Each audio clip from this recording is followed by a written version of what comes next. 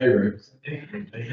I'm gonna tip you after I introduce Scott before we get into it. Okay.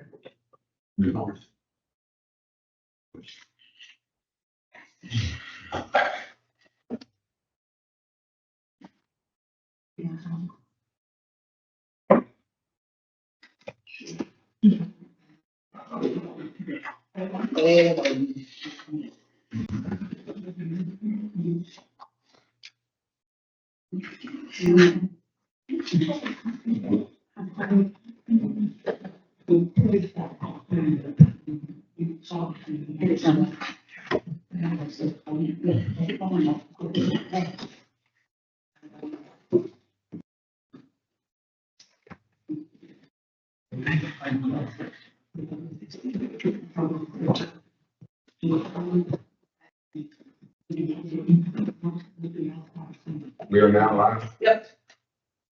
Okay. I'd like to call the December 4th, 2025 meeting of the Board of Adjustments.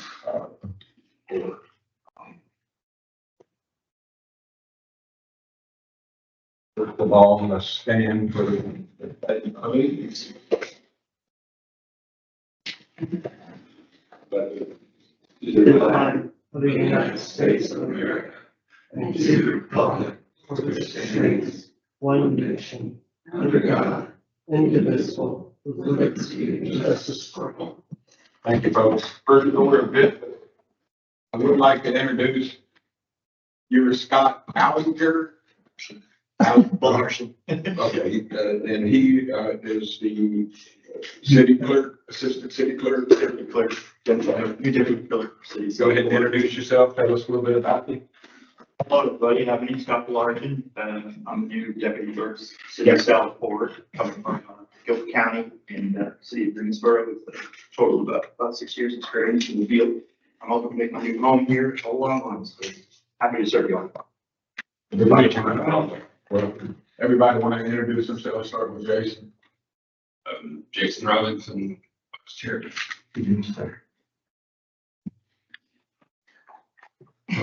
We've already met. We've got Glad to be Rob. Good to meet you. Chris Ecker. Good to meet you. Orland Lemons. Good to meet you. Don. Good to meet you. Steve. Good to meet you. Okay, before we get into our case, I know, Tuck and I have been talking there. If you have a question or for lack of a better issue with, number 5 of our motions, do you want to go ahead and bring that up now? Sure, there's a reference in the latter part of the motion that addresses, whether or not a given application, not just one, just saying in general, any particular matter that comes to the board is in general compliance with the comprehensive plan. And I don't mind admitting I'm not intimately familiar with the comprehensive plan, so I'm a little concerned about, at least for me, I'm only speaking for me, I'm not speaking for any other board member. I'm a little uncomfortable making that attestation during the hearings when I'm really not that well versed. Right. Not only the comprehensive plan, but what version is currently in place. So I just wanted to get that out in the open. So as we go, we encounter that motion, I just think we need to consider. Wendell, is it an unsafe assumption when you bring one forward that can we assume that it meets the standards in there or the letter of the comprehensive When we're plan? talking about accessories to residential dwelling units, yes, it's a safe assumption that comprehensive plan, what we built is not going to steal or detract from the comprehensive plan. That's really more for our larger projects as far as residential units and any commercial activity. We use the comp plan as a bullseye to aim our projects at. Doesn't meet with the intent of the comp plan, yay or nay. Doesn't meet with intent and the order of the UDO, yay or nay. But when we're talking about special use permits for ADUs, things like that, it's a moot point. But it's a moot point for this, but would it not be a moot point for like a variance or, Depending on variance, because variances can go for any number of reasons. That would be on a case by case basis.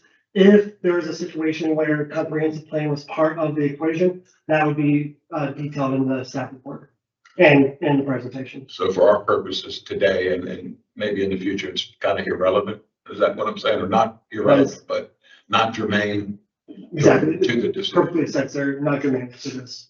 Do we need an adjustment to number 5 or does everybody feel comfortable? Based on that, no. I mean, to me, again, I can't speak for everybody. Okay. I understand. And it might get to the point where we just want to say applicable sections thereof or something like that, because by its nature, the comprehensive plan is comprehensive. So It's a big document. there's a lot of meat in it, and I would rather say to the applicable sections of, or something along those lines, just to make it a little more manageable. Yes, sir. Make it- Noted. Please. Also, I would like to kind of piggyback on that, because that one section is actually looking at the harmony and of the nature of the neighborhood itself. Right. So when we are talking about the comprehensive plan, we're going to be looking at the types of development patterns that the comprehensive plan wants us to follow. And that would be like the future land use plan, future land use map, and policies that may be part of those for certain uses. So I think that it would be safe to say that it would be compatible with the comprehensive plan unless it is not, and we would definitely make sure that that was brought forward for you. Yes. Everybody good? And the most recent comprehensive plan is the 2050 Southport Comprehensive Plan. It's adopted in October, and it is located on the website on the comprehensive plan page.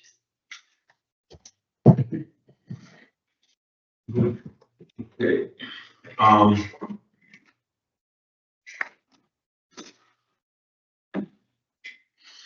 Okay, that's a little bit about our process today. This hearing is for a special use permit. This is a quasi judicial evidentiary hearing. That means that it is similar to a court hearing. State law sets specific procedures and rules concerning how this board must make its decision. These rules are different from other types of administrative and legislative land use decisions. The board discretion is limited. The board must base its decision upon competent, relevant, and substantial evidence in the record. It is a decision constrained by the standards in the ordinance and based on the facts presented. If you will be speaking as a witness, please focus on the facts and standards, not personal preference or opinions. The meeting is open to the public. Parties withstanding have rights to participate fully. Parties are limited to the applicant, the local government, and individuals who can show they have standing and will suffer special damages. Special damages may include parking, stormwater runoff, crime problems, or property value impacts.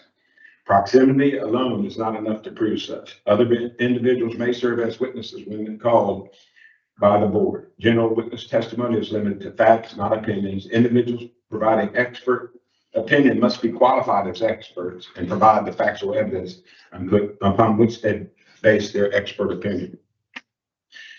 In this hearing, we will first hear from the town staff and its witnesses, and then from opponents to the request. The applicant may choose to reserve time at the end for rebuttal. Parties may cross-examine a witness after the witness testifies when the questions are called for. If you want the board to see written evidence such as reports, maps, or exhibits, the witness who is familiar with the evidence should ask that it be introduced during or at the end of his or her testimony.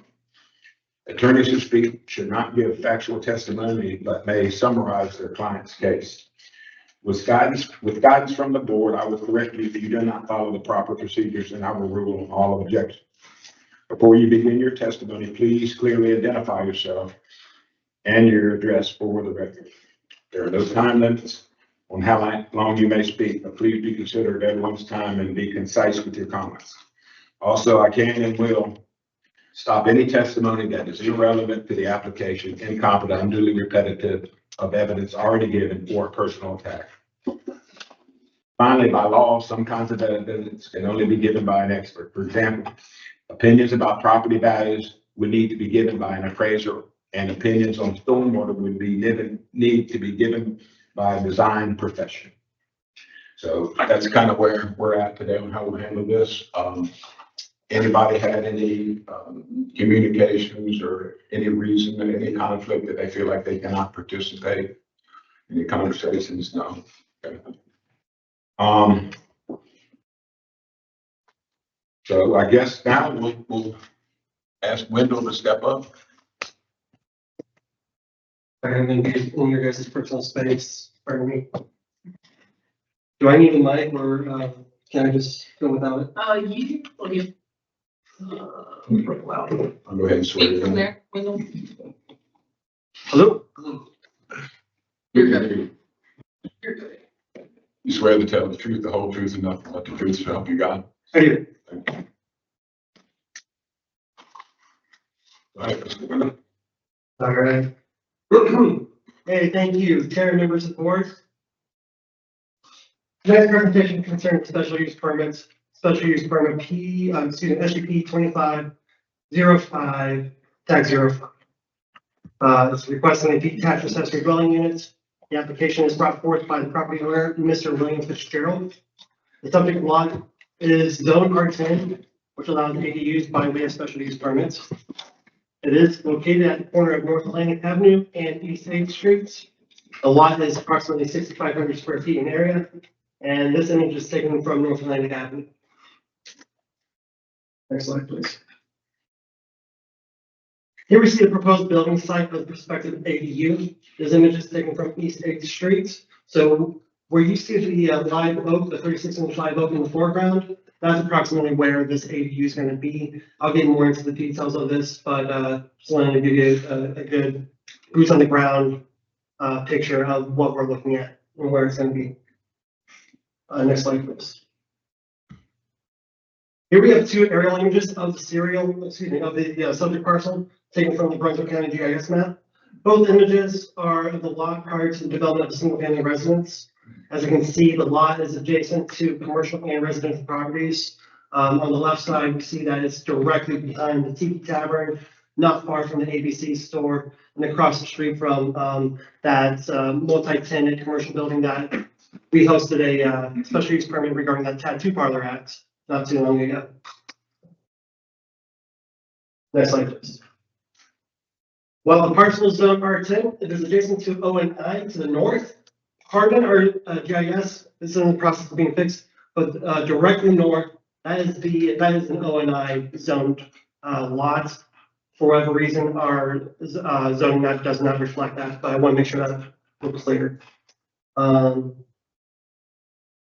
It is BD to the northwest, west, and southwest, and adjacent to R10 to the immediate south and east. Next slide, please. Here we have the applicant's site plan. As we can see, the proposed 420 square foot structure will be detached into the rear of the lot.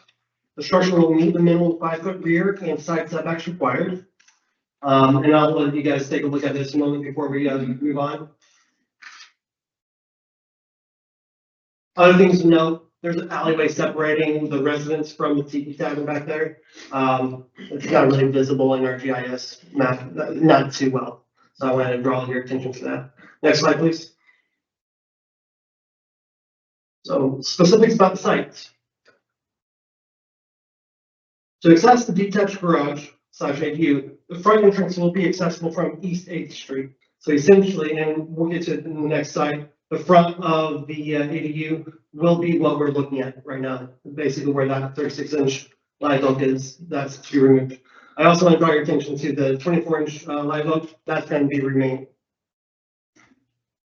Subsequent tree mitigation will be for a total of 9 inches. So per our UDO, we require 25% of mitigation. So if you remove 36-inch live oak, you're going to be required 9 inches of mitigation. All trees that are going to be planted have to be a minimum of 3 inches in diameter. DBH stands for diameter at breast height. And they have to plant at least one 3-inch live oak to offset the loss of said live oak. And then they can pull the remaining trees from our table 3.5 and or 3.6. I have those geared up as our last slide. Should you want to know what those trees are? Yes, sir. So, I mean, so that'll be managed, the tree planting through the building inspector, your office. And this is something I'm going to say for the end of my presentation, but I'll just nip in the bud right now. The special use permit has its own specific use standards that we will guide our policy making tonight. However, if they get granted the special use permit and then the building permit comes in and they can't show me an adequate landscaping plan that shows me that they can offset the loss of this tree by planting them appropriately, then we just want to approve the building permit. So I want to make sure that's very clear ahead of the, getting here. Next slide, please. Here's a rendering of the proposed structure's front elevation in relation to the space. As you can see, I kind of blocked out that 36-inch slide above. It is going to be facing East 8th Streets. So the front elevation is the 8th Street elevation. Yes, sir. So basically, yeah, actually, so it's kind of perpendicular to the single-family residence rather than parallel or within keeping in line.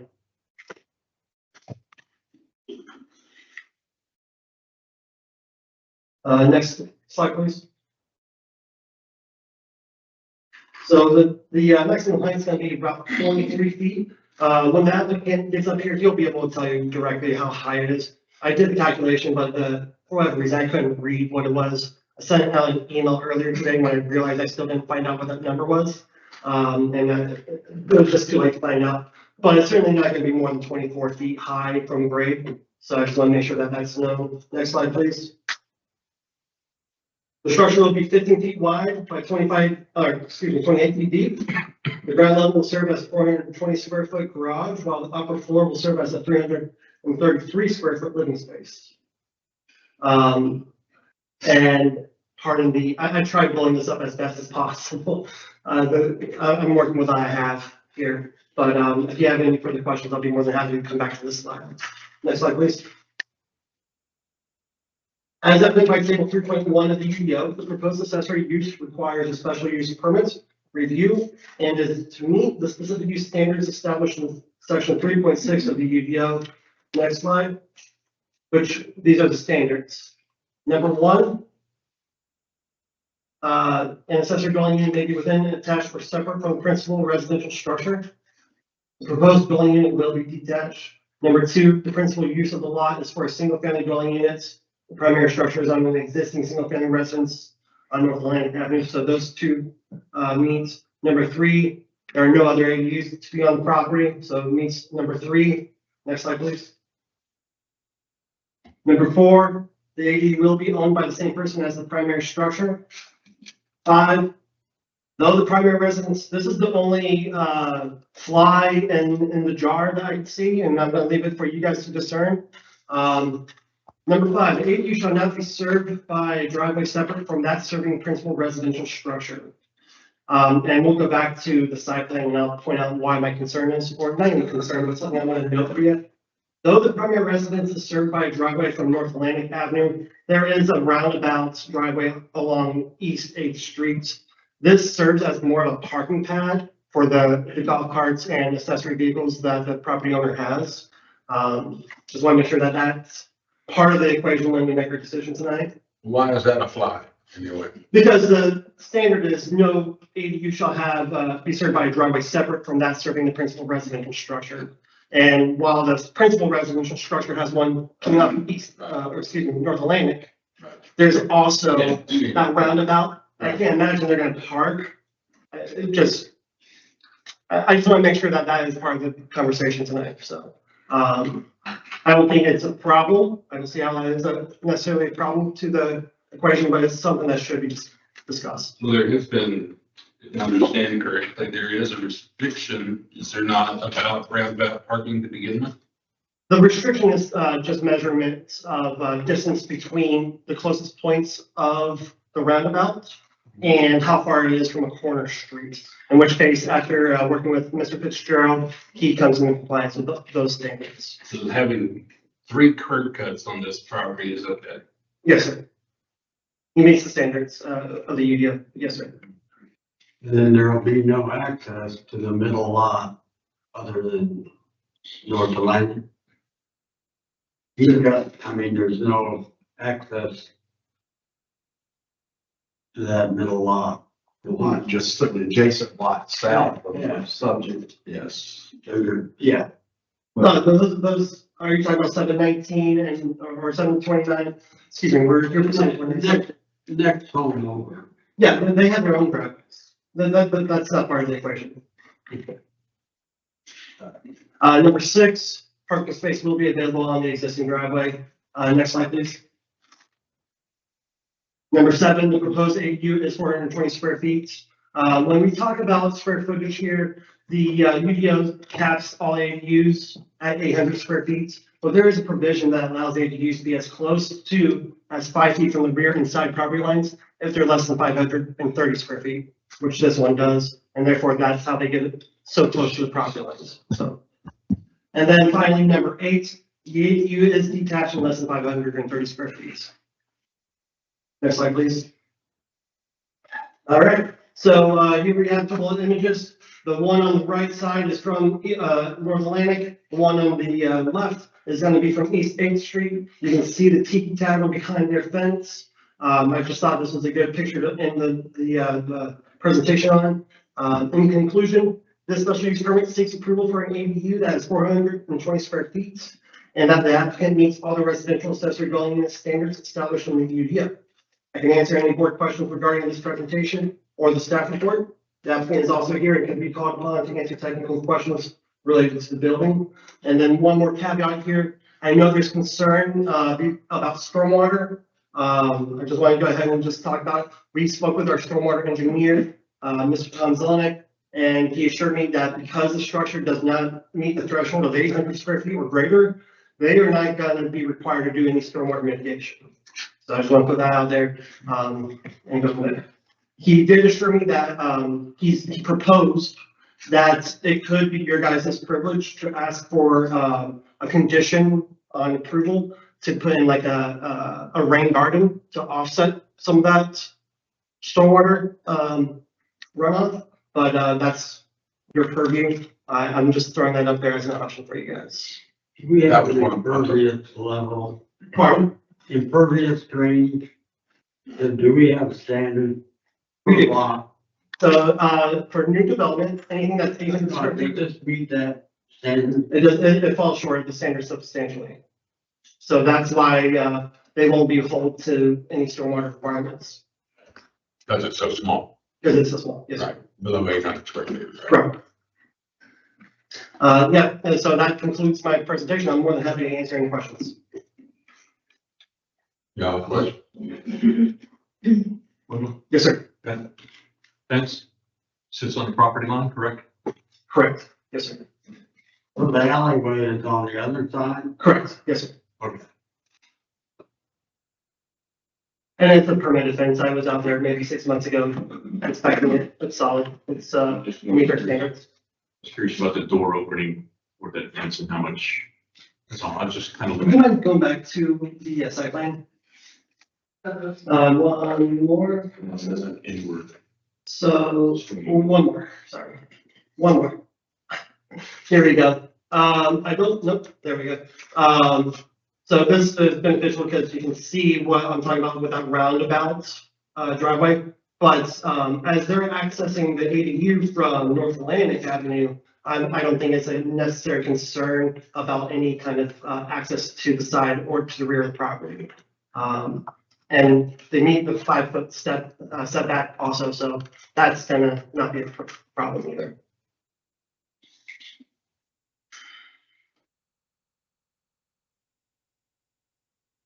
Well, please let me know if you have any further questions. I'm gonna go and. Anybody got, only some stand, we'll get our applicant in. And thank you, Wendell. Pleasure. Excuse me. Now we'll have the applicant.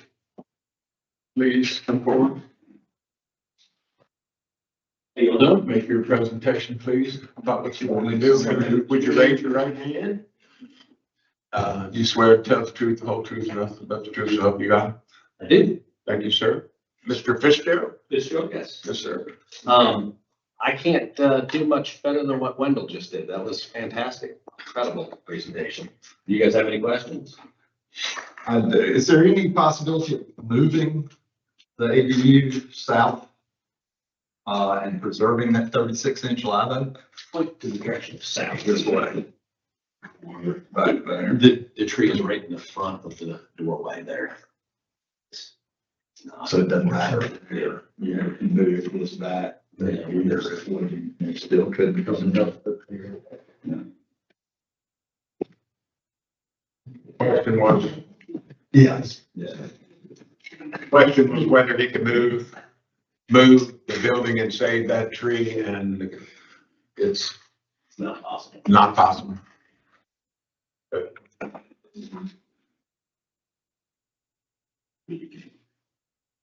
More questions up or out? So we're gonna, we're required to plant 9 inch, and this might be more for Wendell, but he's required to plant 9 inches of replacement trees. And you said, what, there's a plan to do 1 3-inch live oak, and then the others are at the owner's discretion. Close, yes. So, the UDO requires that when you, lose a live oak, you plant a new live oak. All tree mitigation has to be a minimum of 3 inches in diameter at first site. So you're not planting something puny that's gonna just die in the next couple of days. That's so the other 2 will be 3 Well, inches. the other two will also be 3 inches, and they will have to be chosen from our table, 5.6 and 5.5 and 5.6. They're native trees that we have listed out, and he can choose any one of those understory trees or combination therein. As long as he meets the 9 inches, then, and then it's not until I see a site plan that shows me the landscaping, can I even think about approving this ADU on my end of things. Because the last thing you want is for him to cut down the tree and then, oh, wait a second, now I have nowhere to put my mitigation. So we're very, very cautious and careful about that. So there's a permitting sequence that'll follow that. Absolutely, sir. And if he can't show me on a landscape plan where he's gonna put the mitigation, we don't approve it. The grade, and I think you maybe touched on it a little bit earlier, is this gonna be constructed at the current grade, or are you gonna be raising it up? Current grade. Pardon? Current grade. Current grade. Yes.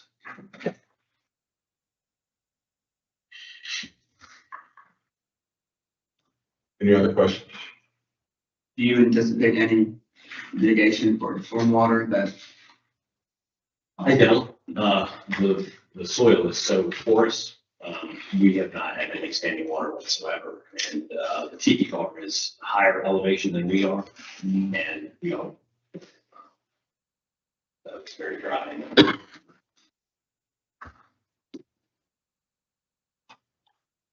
Can you tell us how high it is? I didn't see it on the building plans elevation. There's not nice and high.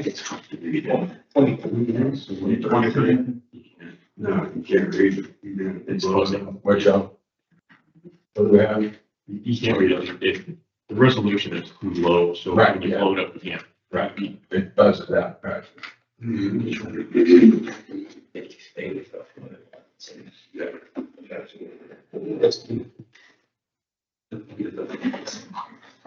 Any other questions for Mr. Fitzgerald? Yes. That's garage. For a view, For what? for a view. Yes. Okay, so and then maybe I'm getting into plan review, but just bear with me. So you have a driveway out on Atlantic, got a circular drive out on 8th.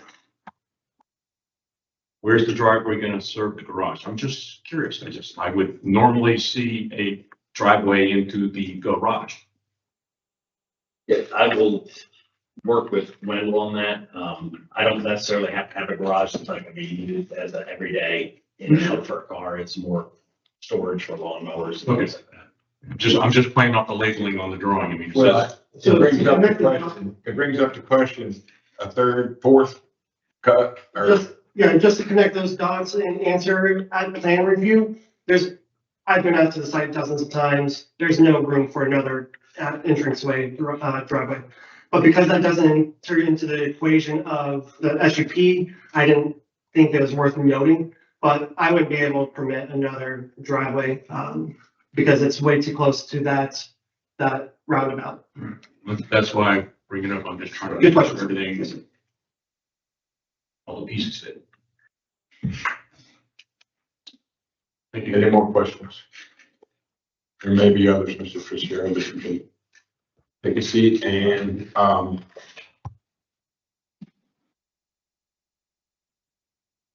do we have, anybody that signed up to speak in opposition to this? Yes, ma'am.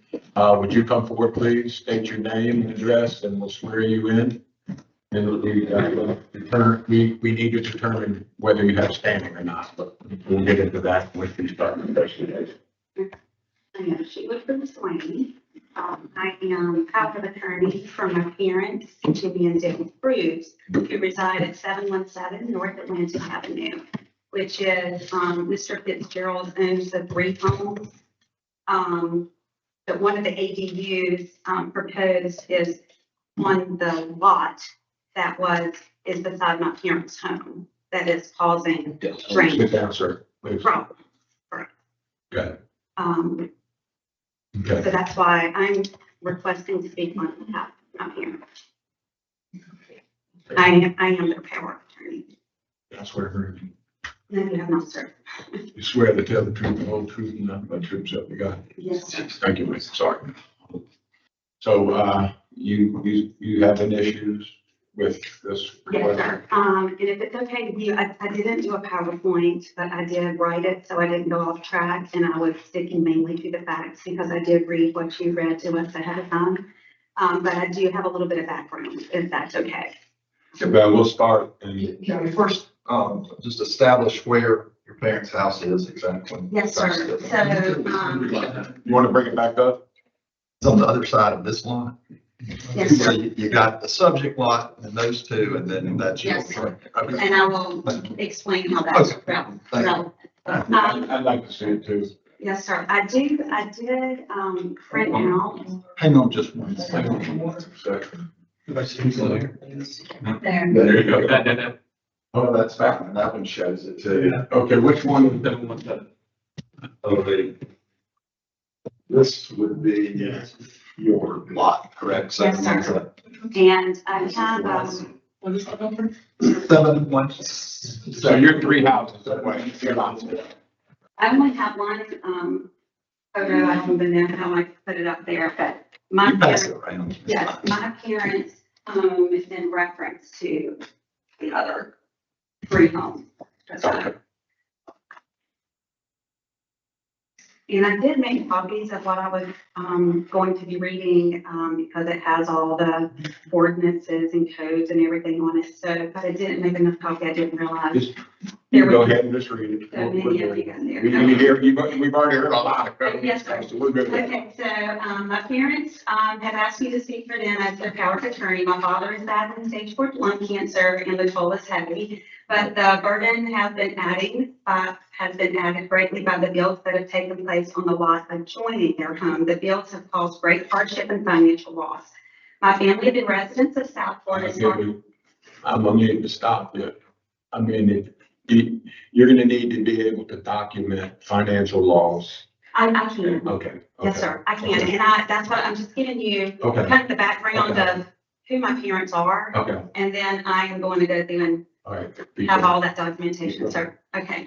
My family were residents as far back as I can research. My mother was born at Dozier Hospital and has lived 78 years on North Atlantic Avenue.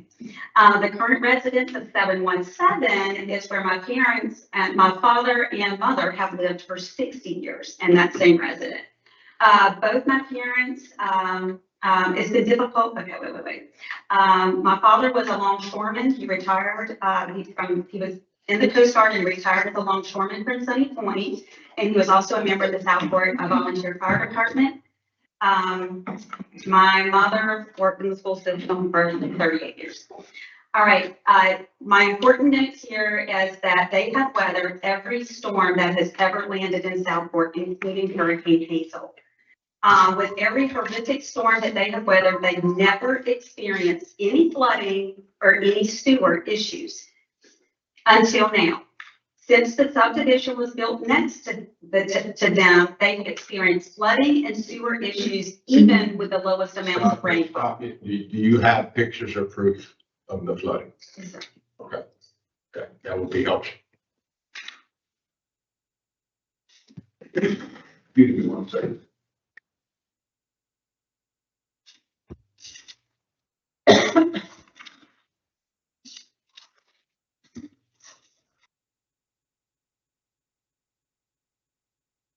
this last one that I got only shows the line at which, the water rose up to, and there.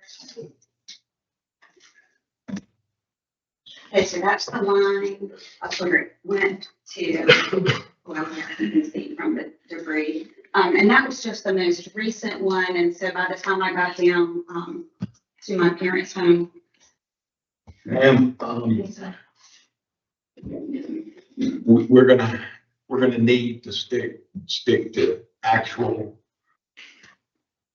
more or less expert testimony, not, like I said, opinions or how you feel about property values and things like that. It needs to be, for you to have standing, it has to be more factual and more. Okay, so can I Rooted go off in- of the motions that you have to address? Can I go off of those? No, I mean, you have to be able to prove that your land is gonna flood Okay, because of this building. I guess Yeah, what he's trying to explain is certainly what you have to say is important and everyone Yes, understands yes. why you're here. So thank you for coming. The point that we're trying to get to is that when we're talking about what you're trying to establish, it really requires the establishment of a causal link, an actual cause that the conditions of concern at your parents' house are being caused by, well, not even just the existence of the home at issue, but the adding of the accessory dwelling. So we have two layers beyond that. You have to show some sort of causation and how that would add to a problem that's already existing, but you have to show that the existing problem is already caused by his house. Plus, you made reference to not just his house, but the subdivision. The subdivision includes more than one property. So I don't know how you can attribute the kind of causal connection that you need to just being a layperson about to show that the addition of an ADU accessory dwelling unit would create adverse conditions at your parents' house. I can't say that because I'm not a stormwater expert. I'm not an engineer. I don't have, even if I were living there and my perception was that after the construction of certain buildings in the area, now I'm experiencing flooding when I wasn't before, and I want to make that conclusion. I can't do that in a way that would be admissible evidence before a board administrative body like this, that they would be able to accept as part of the record as establishing a causal link, not to diminish you and your knowledge or mine, but just we're not experts. That's all. We need to have expert testimony. I do that, sir. I've been to the city of Southport. I have been to every person I can possibly speak to, even trying to see about the amount of field dirt that was brought in. There was nothing that was measured or done that I can find, and with how much that lot was brought up beside my parents. I mean, you can see it when you drive by because of the existing fence.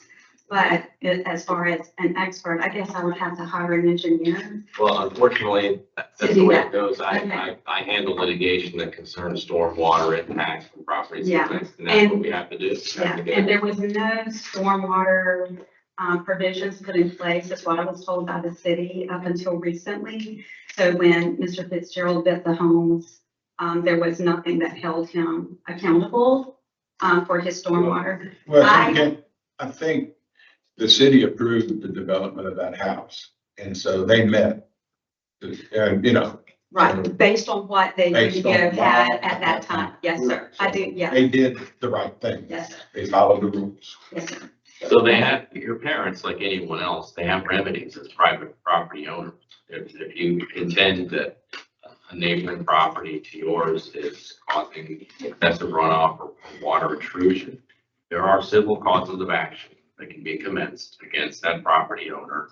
And again, though, you're going to need an expert because you're going to have to prove as the plaintiff causation in order to show that the damages of which you complain are the fault of the neighbor you're complaining about. So, but in this context, it's the same thing for the causal link in terms of proof. Your real remedy is not to come before a board like this, at least not without an expert, and to try to prevent the addition of accessory dwelling unit on the basis that there might be an aggravation of a problem that might exist. Follow me, it's just levels of speculation that the board would have to indulge in, which aren't appropriate for making determinations, even though you might have a sympathetic story about it. Nobody's diminishing that. Nobody's diminishing the concerns you may have. You're not without remedy, though. You have remedy as a private, your parents do as a private citizen against another private citizen if you feel as though you have causes of action. This board's job is to look at what's required for an accessory dwelling unit. Are the conditions for that met or not? If there are going to be considerations about the impact of that with respect to stormwater, that's relevant. But only if someone who has the expertise to instruct the board in a way that an admissible opinion can come in that says that if you allow this, X, Y, Z will happen based upon my experience and expertise. In the absence of that, it's just speculation. So can I talk about what am I allowed to? Well, things that don't require expert opinion, Okay. which might be relevant to the conditions the board has to consider for purposes of whether to approve. Okay, so some of the things that you guys have already asked questions about, to Mr. Biddle. But you can start talking about what you think is relevant. We'll see how it goes. Okay, so when I was reading the motions that were presented, it said, the use will materially endanger the public health, safety, and general welfare if proposed, that motion. The lot is 6,500 square feet.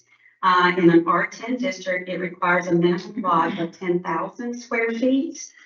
And that is UDO chapter 5.2.3. Adding a second independent dwelling with its own kitchen, bathroom, and sleeping quarters on a lot 35% smaller than the current legal minimum intensifies its use far beyond what is R10. And excuse me, can I let Linda address that as it comes up? I'd like to have the question. Absolutely. That one, please. So just so that everyone's aware, the lot is legally non-conforming. It does not meet the specifics of an R10 lot, 10,000 plus square feet and a 75-foot width. I don't know what the width is, but I don't think it's 75 feet. And it certainly at 6,500 square feet falls short of that. But our provisions allow for legally non-conforming lots to be developed upon, particularly in the R10 zoning district, which this is. And they do not prevent the accompaniment of an ADU. So to that point, ma'am, they are still within standing of being able to present their case and request an ADU, even though it's smaller, a smaller lot. Yes, ma'am. Okay, so it also reports that the parking will be provided by the driveway, but the submitted site plan shows no designated off-street space that meets the size requirement. And that's from UDO chapter 3.14 for 2 separate dwelling units. There should be a 9/18 driveway based on the UDO that should be present for a separate dwelling for parking. Mr. Williams, Yes, so. I'm sorry, I don't mean No, it. But it. I'm not the expert. I was reading. He's the expert. So. Okay. So if anything, they overmeet the standards for a driveway. As I had mentioned before, that as a planner is the only flying appointment that I see is that roundabout. The driveway, I don't know what the widths are, but they are standard for a residential unit. So the parking is not going to be a problem. That's not an issue that I think is It needs to UDO. Correct. You're right. That's important. The UDO chapter 3.66 does not say that there should be a separate parking space for the accessory dwelling. Yes, ma'am, that's absolutely correct. And as I brought to the But you board. think around about. Possibly, I don't know. That's why I presented it to the board as such, that is for them to determine the applicability. And if that is going to be something that would be a hurdle to the issuance of this SUP. Okay. The reason that's important to my parents is it is located beside the tiki bar. And when the Tiki Bar, has their events and a lot of people, the city right away is being used, by the residents and will be by the ADU, which pushes the parking into my parents' yard that do not have a driveway in their front yard. And that has been an ongoing problem. I don't think that's any subject for us to deal with. Okay, but it's just that there was big, yes. I understand. Okay, so I'm just saying that is, that was the parking, it will adversely affect the use and physical attributes of adjoining and abutting properties.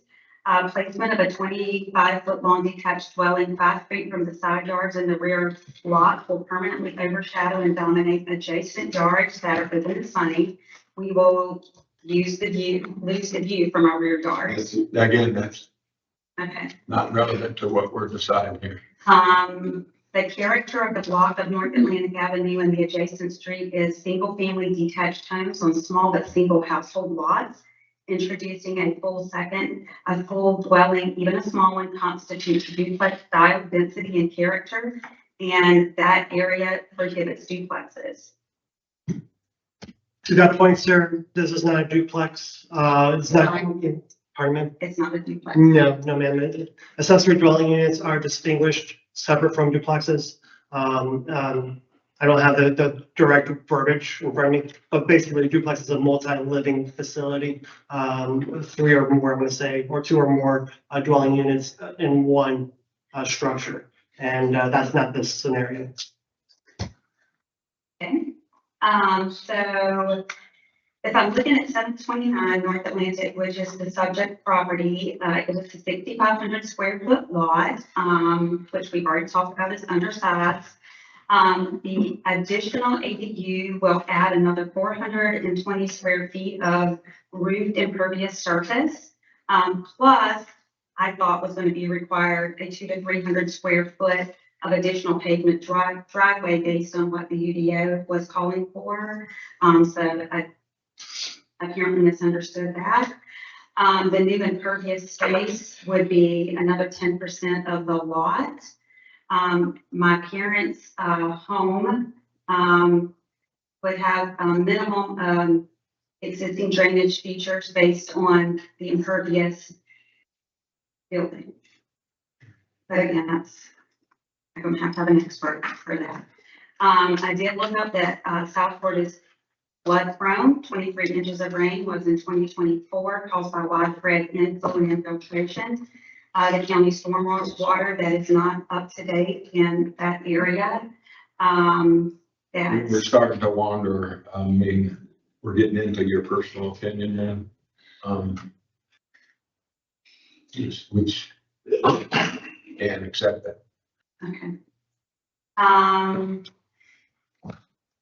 Can I talk about the runoff, the volume, and the increase of how much it would, the pitch of the roof and how much it flows? Am I allowed to do that? I did look all that up and calculate that mathematically.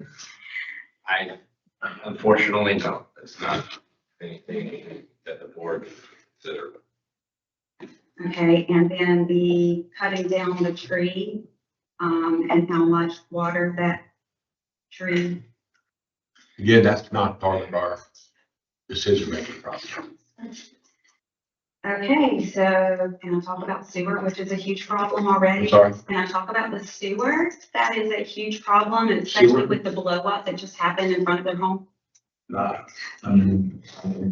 Well, This would I be don't know. putting an additional with a washing machine, a sink, a No. bathroom, with overload the sewer, which it's already. That's, Yeah. again, personal opinion.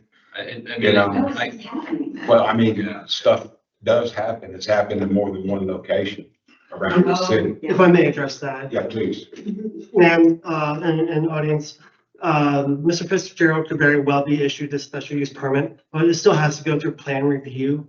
Part of that plan review is making sure that the infrastructure can support the proposal. And if Brunswick County Utilities says, hey, man, you do not have the capacity, or the current infrastructure does not have the capacity for an additional bathroom or whatever, then that's gonna be on them to deny it. But at the end of the day, that's not part of the equation on whether or not they get the special use permit, issued. You know, I think the whole board appreciates what you're trying to do.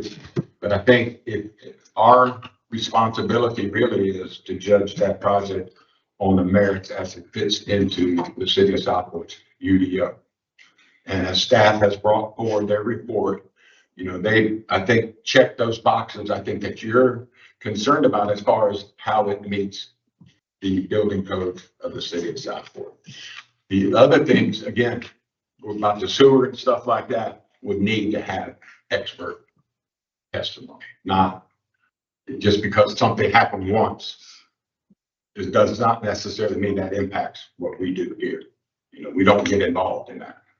We judge the project on its merits and how it fits into the UDO. We have some wiggle room. And I think Wendell brought it up at the beginning to talk about a condition we could put on the project to maybe help with that if there was a problem. But again, that was something we would have to flesh out later if that's what the board, Well, a direction they choose to consider. yeah, just to clarify, what you're bringing up, they're relevant in terms of soil impact. Those are relevant factors for the board to consider if there's admissible evidence to establish a causal connection between the proposed development and a problem that is on a neighboring property. And again, what you and I think, what many people may think about it, is just not admissible evidence for those purposes. It's not irrelevant by itself in terms of the subjects that we're talking about. It's just that the type of evidence that can be considered on those subjects is limited in that way, just as it would be in a court of law.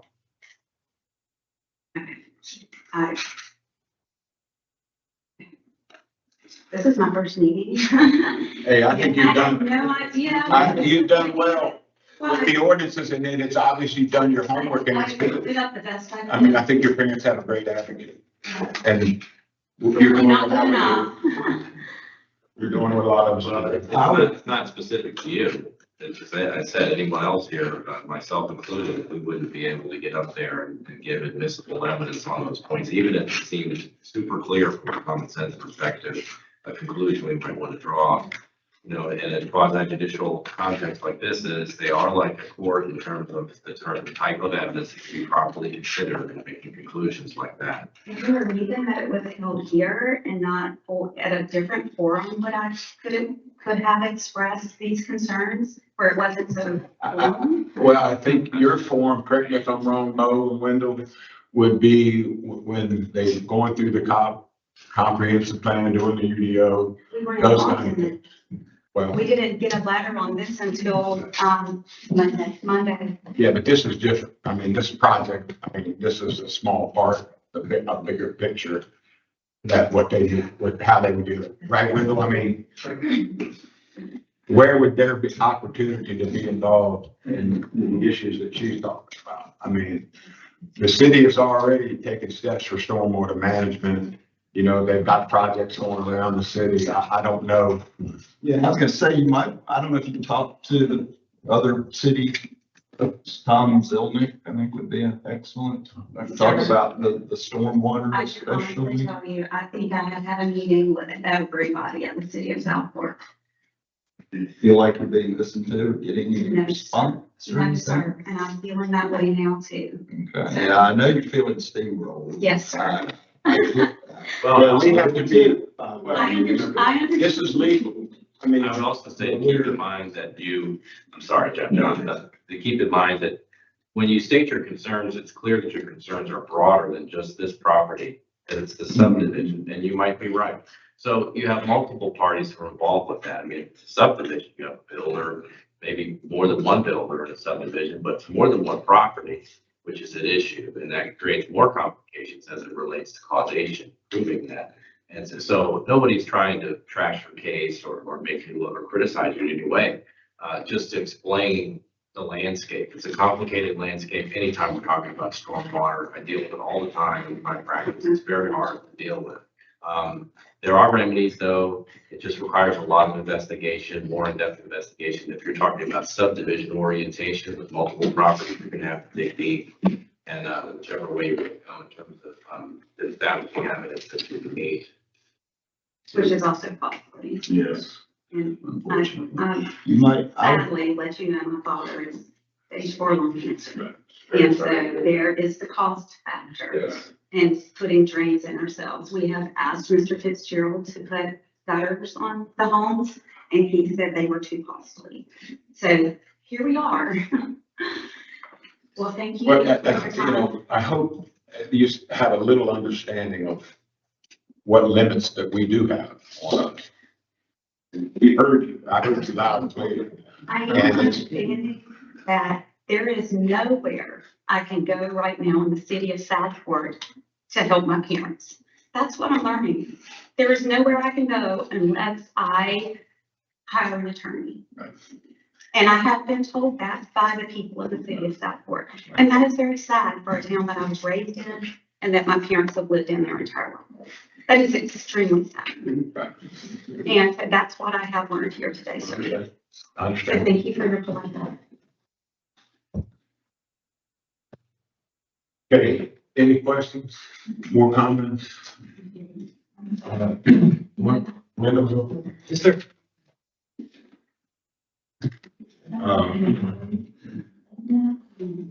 I think I came on the board in 2011, 14 years, and I, we didn't even have the UDO, and I don't believe. Sorry. But then in times after we had the UDO, at that time, you could not change non-conforming structure without making it conforming. You couldn't improve it. Is that not the case here? That's absolutely accurate, sir, but that's not the case here. The structure is conforming. So let's say that the structure of the single family residence is 100 years old. It was built before we had zoning, and it was built into the side, well, we have existing setbacks now, right? That's not the situation here. It meets our setbacks. But just for argument's sake, say this structure was built into the setbacks, and then they wanted to do an addition to that structure. Absolutely not. The UDO, actually the 160D, which governs our land use laws and regulations, forbids the increase of any non-conformity. As I mentioned, though, that is not the case that we have here. The structure, the single family residence is very much conforming. The lot itself, however, is non-conforming. And we're not increasing that non-conformity by adding an ADU. The ADU is allowed to be there. That's my best way of answering that question, sir. I got a question for you. Yes, sir.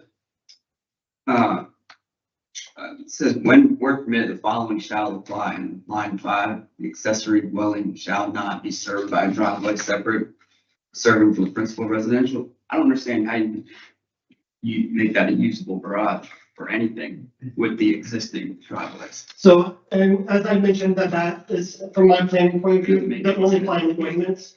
However, that doesn't fall into the equation of do they meet those 8 standards. It could very well just be a shed that he has a little ramp in, but the design of it doesn't really equate to whether or not he's allowed to have a. Well, most of the tubes. I believe that's opinion. Pardon? I believe that's his opinion, not a factual. There's not a driveway to serve that. Other issues, and I'm not ready to. And as I mentioned, we wouldn't be able to approve a tertiary driveway.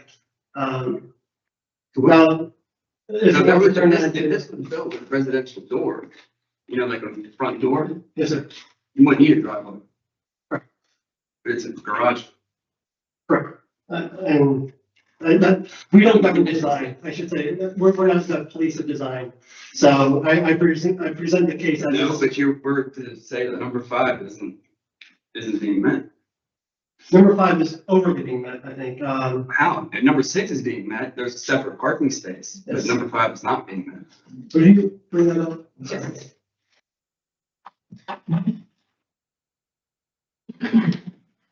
Linda, while they're searching for that picture, ask a question in relation to what Chris is saying. So in the future, assuming, if this gets approved, if a gravel driveway is put in there after the fact, Or grass tracks. I mean, well, I'm thinking more gravel. I mean, that's delineated an actual structure, for lack of a better term.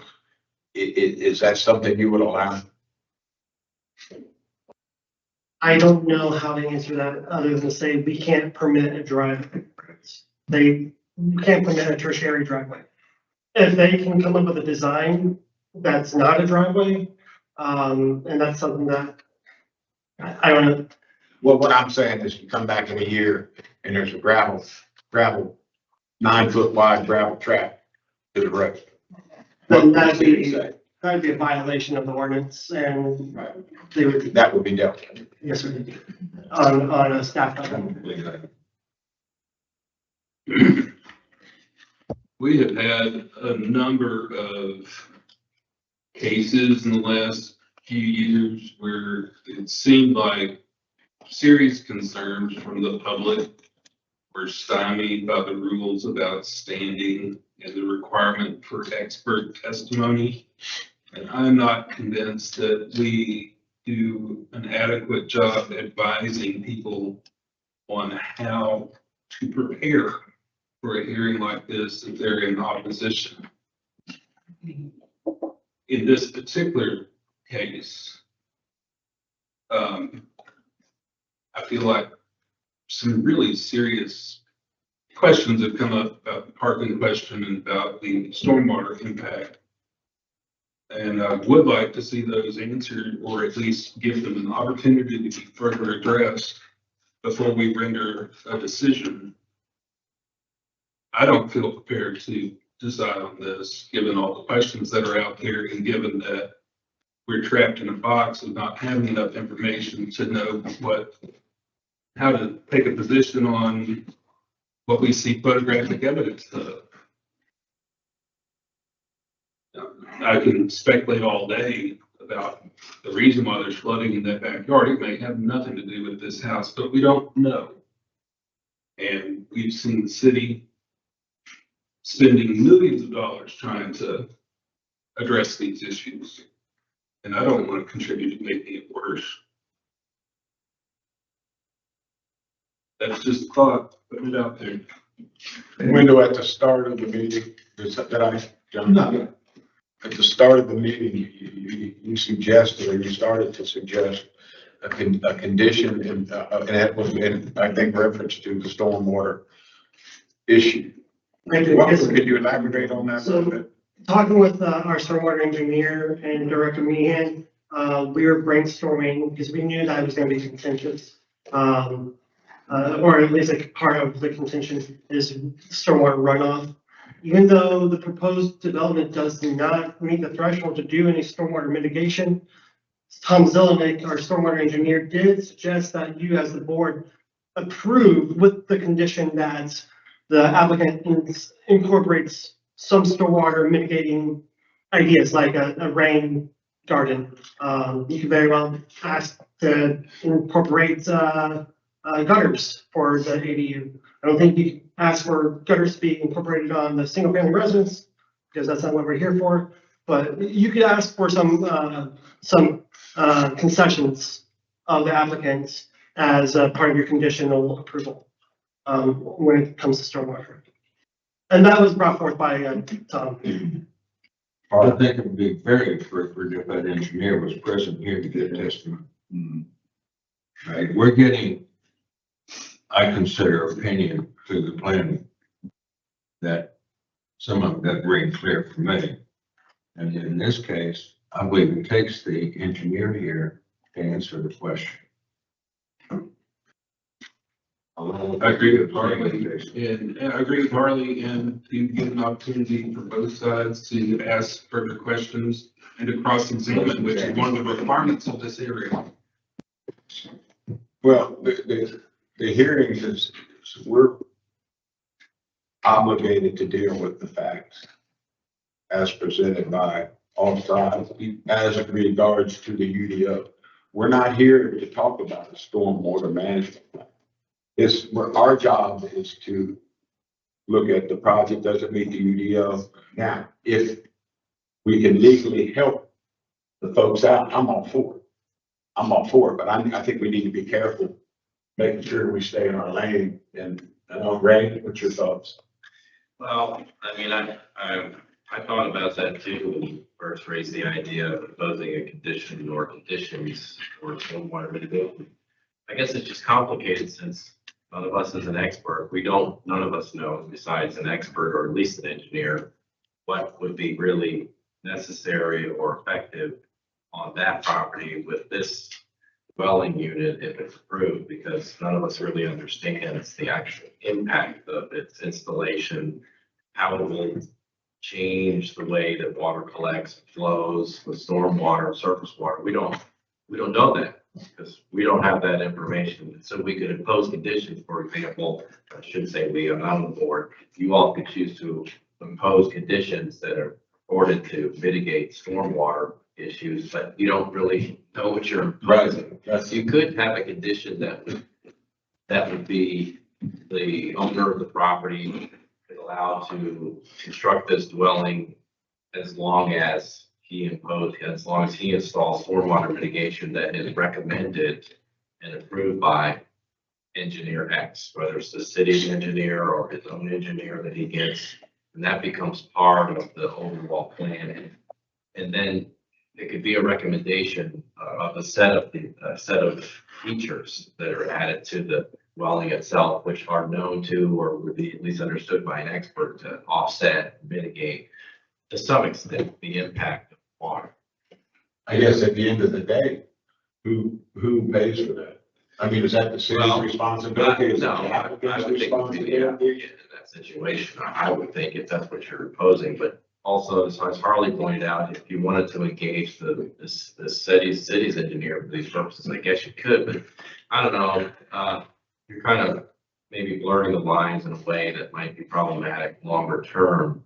I do think that the point was made about cross-examination. It is better that if part of what's being presented in this forum, if it includes statements of an engineer that you're repeating, right? That's hearsay, technically.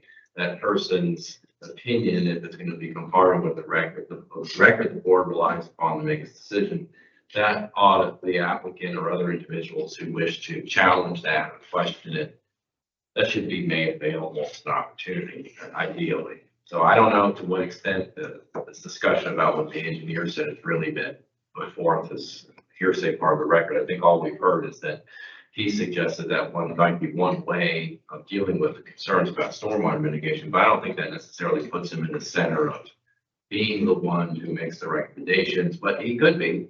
You could have the applicant meet with him, but then he may also not want to take on the liability of being the one who makes the recommendation, because then he's got to sign off on it. To that point, sir, he's guided by the UDO and stormwater regulations. So I don't know the efficacy of a recommendation from a city engineer. Especially since they don't even technically have to comply with the Precisely. application, but you know, that's why maybe an outside, if the board was concerned, an outside engineer that the applicant pays to give an opinion and then presents to the city as part of the final plans. This is what our engineers recommend we could do that would help mitigate some of the stormwater, surface water issues that will be introduced by the installation of this dwelling. You could do that. And the city engineer could weigh in whether, in his opinion, that a plan like that met the UDO guidelines. You could do that. The only other way to do it, more of a full-blown context that you all were talking about a few minutes ago. I think the only way to achieve that would be to continue it to a later date, but then that's not really worthwhile unless the applicant or the parties who are expressing opposition to it are actually going to get engineers in it. Right, because that would be, and you know, it's not cheap, it's not easy to do that, they're busy. How is, I would like to ask, and this is a board question, how is this accessory dwelling request any different than one we've dealt with in the past? we've got opposition for the first time in I mean, I don't think the opposite. And we see a counterpoint opinion on Right. opinion Right. and a request from city citizens and property owners that calls into question whether this project meets the 4-point standards. Well, then, and it's incumbent upon them to make that case. Who told them when? Pardon? And who told them when that it was incumbent on them?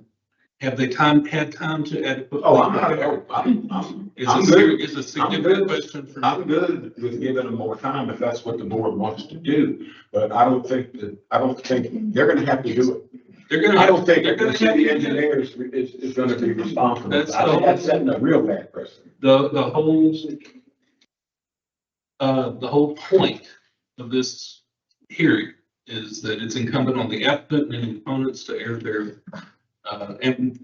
evidence, and the state law requires that expert testimony come from experts. If the parties choose not to engage experts, that's the choice that they've made. But And then how can we make a decision? I don't think we can make a decision. And, you know, how can we make a decision if there's an existing problem and we're gonna contribute to making it a bigger problem? How do we approve that if we don't have that At information? the very least, I think we need to give it more time. Am I not speaking? Well, I don't know how we're gonna be able to approve it or disapprove. I mean, We've Go ahead, had, Howard. to address your question, Pete, we've had, when I chaired back in July, we had a case then that we did not do that and we were faulted for it and we should have been. We took hearsay, we took what the town said. And it was a only opinion. I'm not sure what you're talking about. You want to be more specific? Howard, Pardon? case with Howard, Mhm. DJ. Mhm.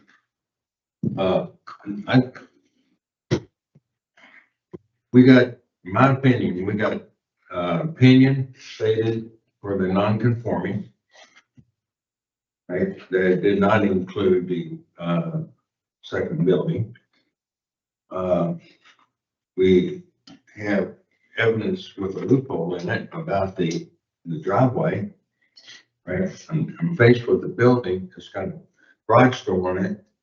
I got a street here, and they're telling me it's never gonna be used. The next owner, no matter how this gentleman uses it, the next owner may just start using it. You don't have to put, in this area, you don't have to put down pavement and even gravel for it to be a driveway. No curves, but is that our job? Is that our job? That's their job.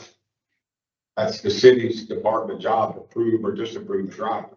We don't. We have a right to question him. And Oh, no, there's no problem. and prove misleading or false statement. I mean, So what's the false that's statement? not right. What was the false statement? That was not going to be a driveway. That's a false statement? Yeah, when everything we see in front of us tells us it's going to be a driveway. Let me call Mr. Fitzgerald back up, please.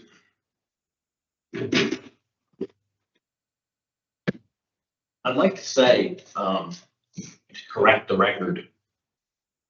I They don't, speak to us. Don't speak to I us. don't own the two houses next door to them, contrary to what they may believe.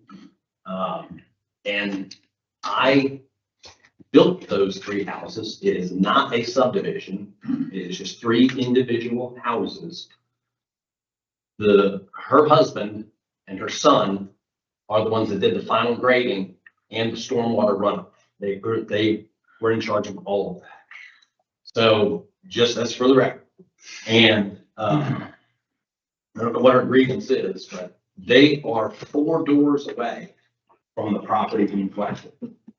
They're not next door. They're not 2 doors down. They're 4 doors, the 4th house from me, 3 doors away.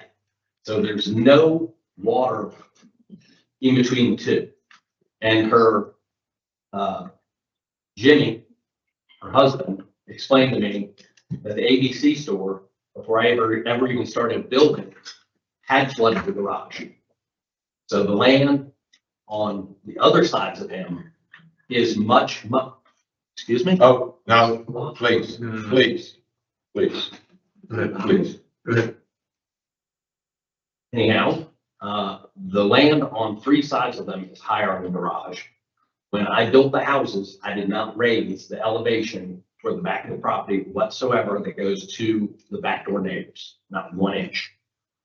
And those are the facts. I just want you guys to know the proximity of what I'm proposing is nowhere near their property.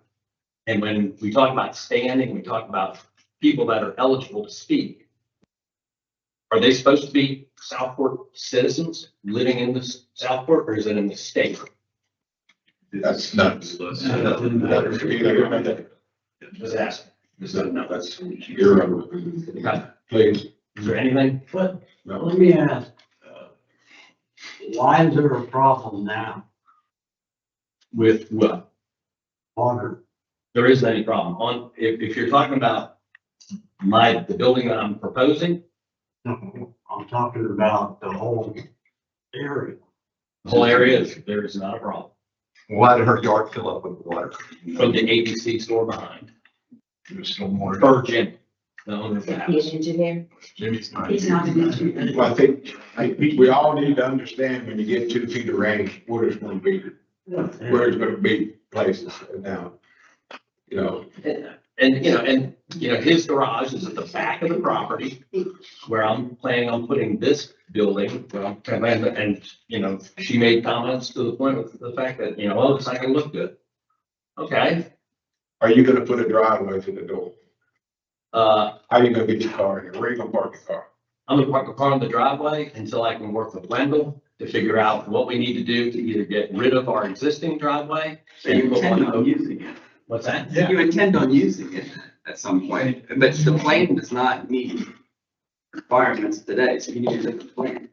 We still have some work to do. So that would be on the plan review side of things, and doesn't, really come into, if he wants to get rid of the roundabout to put in the driveway, that's something that, one, is feasible, assuming that he meets your standards, but only after he got rid of the roundabouts.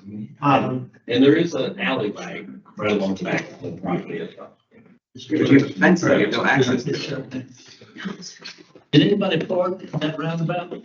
It's part of, Mr. Fitzgerald's property and part of right of it. So technically, you could run in the right of way side. Absolutely. I hope, okay, I'm sorry. I get some advice from my. Does anybody else have any questions for Mr. Fitzgerald?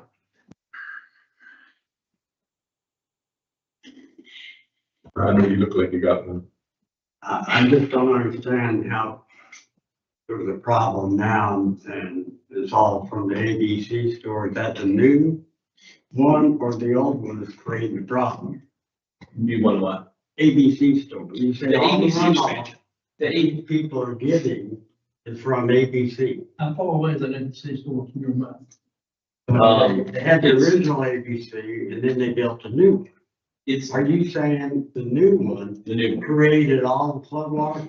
That and the that and there's a lot next to the ABC store, and then there's a house and then the TV hut coming up toward 8th Street. It's your lot that flood. No, we have ample drains in the street all the way around that whole intersection. And All right, let me recognize the young lady here again, Mr. Fitzgerald. Would you take your seat, please? This is a big bypass around with the home that he built, and the reason I'm calling it homes, it was one lot. There was one lot there when I was growing up. There was one neighbor and one household. And he bought the property and made 3 lots there and built 3 homes. Correct. One is in his sister's name, one is in his mother's name, and one is his name. And when he first bought this property, he told us his mom was gonna live in one and his whatever. But anyway, he's renting the 2. So when it rains, and I have video, but I wasn't prepared to bring any of that, It runs off of that roof into their yard. You can even see from the elevation. My concern with the ADU being built is a high-pitched roof that matches the house that's going to do that massive runoff again and continue to run downhill. I think we got you. Okay, here's what if I can come up or. Maybe Can break I make a statement first, speak, please? Harley? I do also think it's a law about dumping water to adjoining lot. Yeah, good. All right. It looks to me like you got proof that May I, list everyone, just real quick so we can get orientation. Geez, this thing's not working. So if you look at where that blue line is extended from, that's 729, that is the subject lot. It's directly behind, thank you. It's directly behind the Tiki Tavern. So that lot is our subject lot. We go down 1, 2, 3 more lots. That is the lot of the opposition party right there that we're talking about. And then right behind it is the ABC store, the new ABC store. So that we are all oriented and you guys make your decision as best as you possibly can with that orientation.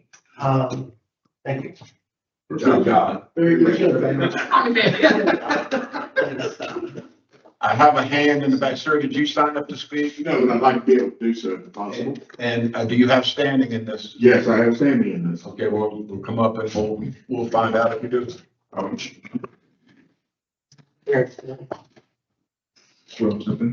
Your hand, you swear to tell the truth, the whole truth, and nothing but the truth? I do. And who are you and where I do you live in live? the Fullwood, I'm in the office complex, directly across the street from Mr. Fitzgerald's property. Okay. Now, there's already been an issue with parking, it's been mentioned already. It is continuing to be a problem. And once he builds a structure right there adjacent to his property, there is no other way for him to add any more vehicles than he already has. And he has 4 sitting on there on the roundabout now and 2 in front of his house. Where is he going to park? Like you said, there is no driveway. He's got to use that parking garage. There's going to be an actual garage. I would assume it could put a vehicle into said garage. That's my main point, especially with the parking. It's already becoming an issue, and it's going to continue to be an issue. If another structure is allowed to be there, there's going to be a full-time live-in property, which they've already complained about noise continuously, and it'll be continuously a noise issue. Thank you for your comments. Thank you, sir. I appreciate it. Appreciate you. Mr. Chairman, may I be recognized? Please. I would like to propose that we just pause this hearing and continue it at the next regular meeting of the board. To give the opportunity for any and all interested parties with standing to complement the information that's been presented today with whatever they choose to that meets the requirements for the presentation of this board, whether it's expert testimony, additional information, documentation, or nothing, whatever they choose to do. And if they need clarification on what would have standing and how it should be put together, they need to talk to city staff at their earliest opportunity. I think that's the best way to deal with things right now in this moment, because it seems like more and more questions come up every time somebody speaks. And I think what Jason is saying, well, go ahead, I'm sorry. Sorry. May I just interject real quick? Questions on the parking thing. If that's gonna be the one thing that's gonna kill the approval of the special use permit, item number 5, I ask that you guys discuss that now, rather than asking the opponent and Mr. Fitzgerald to come back with an expensive attorney or engineer to speak on their behalf. I think, correct me if I'm wrong, Jason. I think the intention of his motion is to give these folks an opportunity, some time, now that they know what standing is and what we're looking for. I think it's kind of a grace period to allow them to do whatever work that they need to do, expert opinion. And I think, correct me if I'm wrong, Jason, I mean, or not, Adam, I mean, I think the town needs to bring theirs because they should be given the opportunity to cross-examine the expert of the town, particularly the way this is played out. what experts you talking about? City engineer. Oh, okay. Well, yes, we can, I think that's a legitimate request. Yeah, that's a legitimate request. By all means, I'm more than happy to invite Mr. Tomasi to come and join us. But at the end of the day, this statement's gonna be, the proposal does not meet the threshold of stormwater mitigation. And so I'm just putting that out there so that you guys understand. He could very well give his opinion, but at the end of the day, does it meet the threshold of stormwater mitigation, yes or no? No, it does not.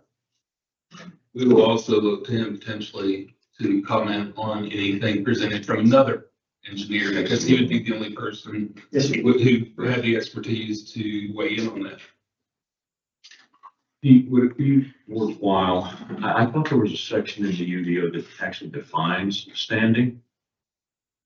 And the reason why I bring this up, if there is, I think it would be beneficial to everybody that's here to hear it and have that definition entered into the hearing today. And then there won't be any questions about, oh, yeah, what was standing again? I think if we clarify for everybody present here, this is what standing is, this is how we interpret it. I think that will provide some clarity going forward, and there won't be any more of both. I should have been allowed to speak or not. I think Pete read it. I think your opening has it, doesn't it? No, he doesn't, it doesn't address, it mentions the word standing, but it doesn't define it. It doesn't define it. Well, anyway, we got, was that a motion? I'd like to make that a motion. Ronnie seconded. Yeah. Is that a motion? No, wait, hold on. Do I saw Mr. Fitzgerald raise his hand? You want to make a statement, sir? Yeah, I just want to point out, the lot in question, again, is not attached to the surrounding lots. It has nothing to do with the stormwater, with what we're asking for today. It does not have any impact whatsoever. I'm not an expert. I'm just telling you, what we're asking for is not the topic they're discussing. Understand. Thank you. Does Jason, Motion on the floor? does that include the town Yes. engineer? Everybody clear on what we're moving? You clear, Scott? You could rephrase it, that'd be great. Let me restate the motion, please. Like, I move that we pause this hearing and continue it at the next regularly scheduled meeting of the Board of Adjustment for the purpose of allowing further presentation or testimony withstanding from any of the interested parties on the issues that have been bedeviling us tonight, and with particular requests that the city staff arrange for the city engineer to be present, as well as any other expert staff from the city that would be able to offer objective and expert input on these matters. That covers. Second. It already been seconded. I'll take a second. Why not? You don't need a second? Any more discussion? Rodney seconded it already. Three times. But it's good. Any more discussion? 29. There's no more discussion. All in favor, signify by saying aye. Opposed, same sign. Okay, so we are on a hold for. When is our next meeting? Because it's scheduled for the December 23rd. That was another subject we're going to get to at the end. Are we on other business? So we're not going to have a December. No, not yet. No, hold on. Oh, this was November. You know, close. How are you doing it? Way of doing things, that I think is beneficial. We had a lot more came from the UDO restated in the paper and our handouts of what the laws and so forth were, the UDO considering. In this case particularly, I'd like to see the one on non-conforming.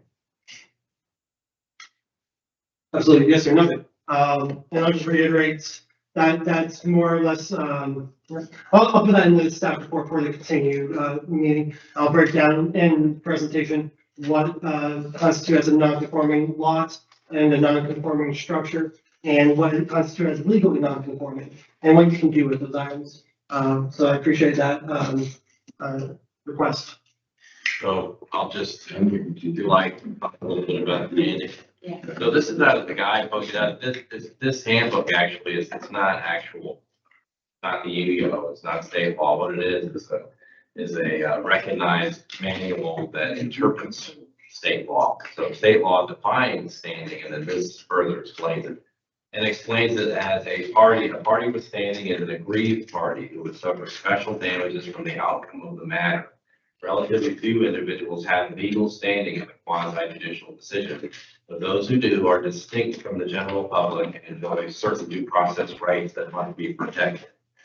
Due process is what we've been talking about, the opportunity to introduce evidence, cross-examine other evidence that's introduced against your position.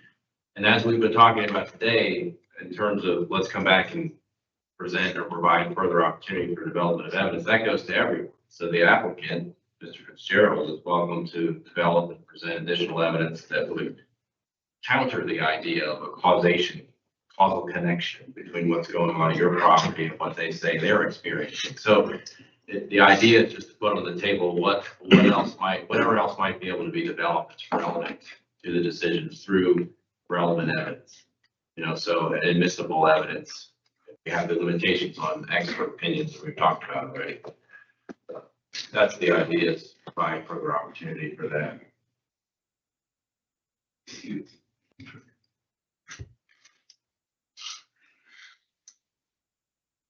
Okay, move on to the agenda. So, folks, I guess we'll see you next meeting. We do one. No, I'm not finished. I'm not. Okay. I was just moving out off of that.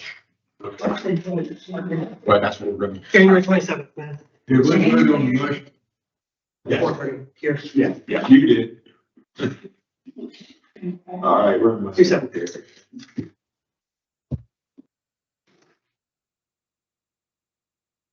Don't close the hearing. Okay. For the benefit of the folks here, Scott, who do I ask? Mo, when's our next meeting? January 27th, 2026. January 27th.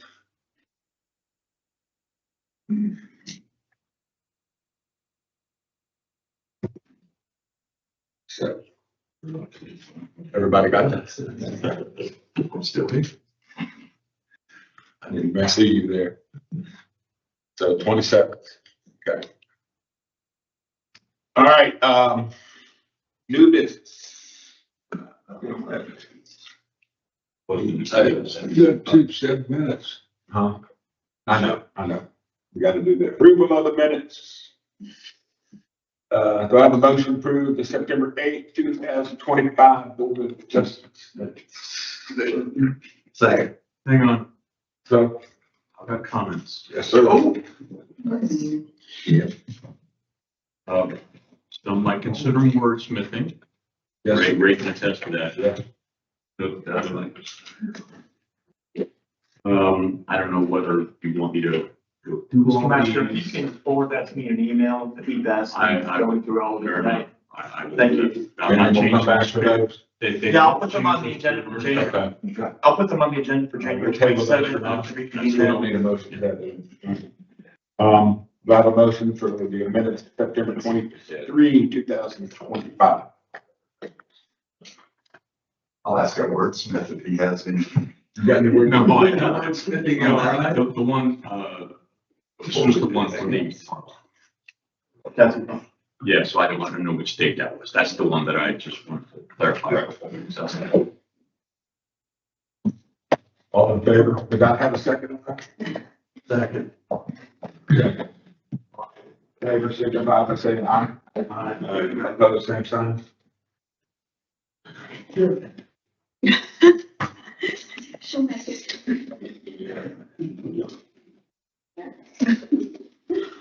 Any other business?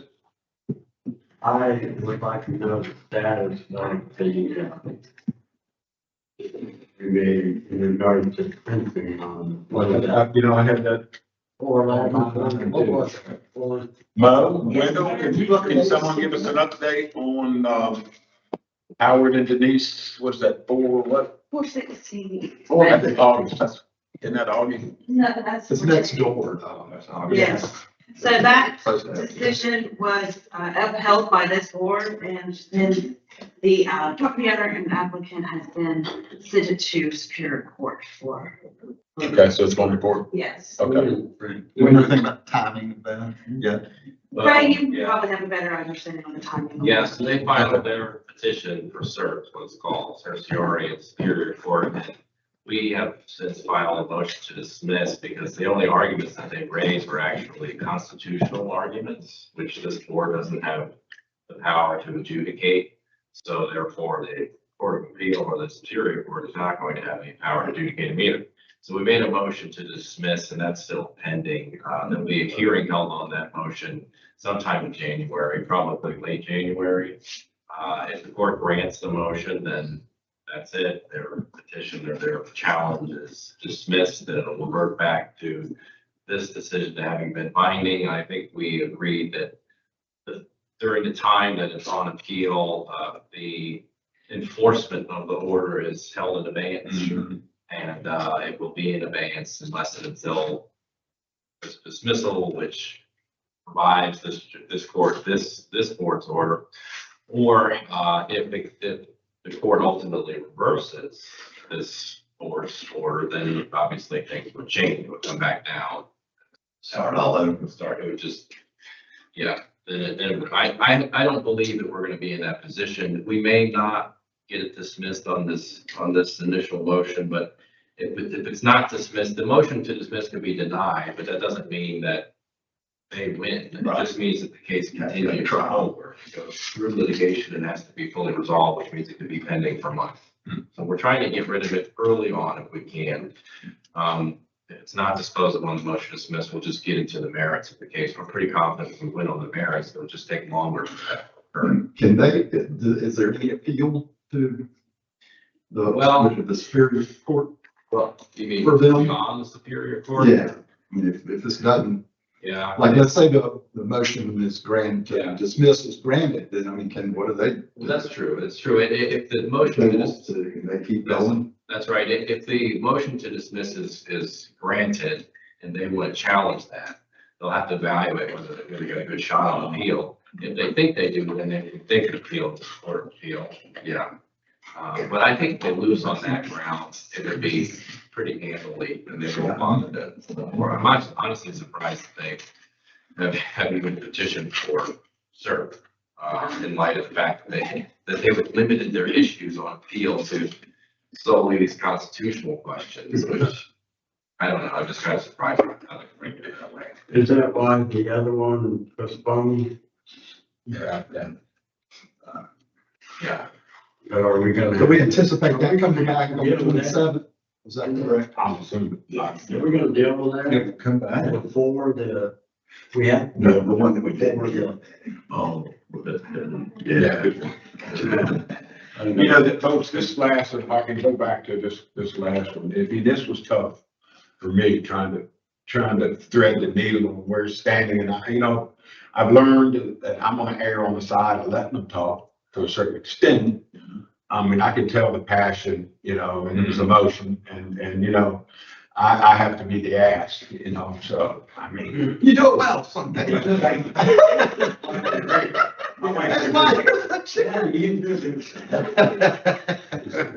Just kidding, you're nice. We're still being recorded. I'm still screaming. All right. Does anybody else have an issue? I have an unrelated. Sad folks, I don't know.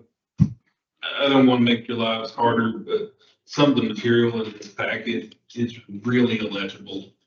I don't know who is in a position to, I mean, if you don't need equipment or something, we'll endorse a request to the city manager or the alderman, or if there needs to be other rules for the material submitted from applicants. it just needs to be, At least 11 the, to 17. the eye doctor is gonna charge me extra.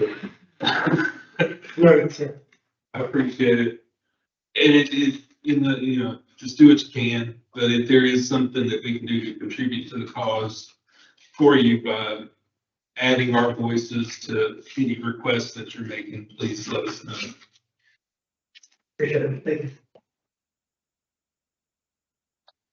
Anybody, Harlan? I think you have it. If you don't, tell me who does. For months, I have requested that we publish to the board the roster with how many years they got to go and so forth and so on. I believe they had phone numbers and addresses on it. And we haven't seen it yet. What's the possibility we get it for the next meeting? Absolutely, and I believe that it has been updated on the website, so it's just a matter of we can send you the updated roster, absolutely. I think, Harlan, what you referred to, it used to be included in our packet. Yeah, like the plan. Yeah, it was, I like to see. a document. We'll make sure that that's included in your packet moving forward, absolutely. Any other housekeeping? Motion to adjourn. So moved. All in favor, signify by Aye. saying aye. Thank y'all.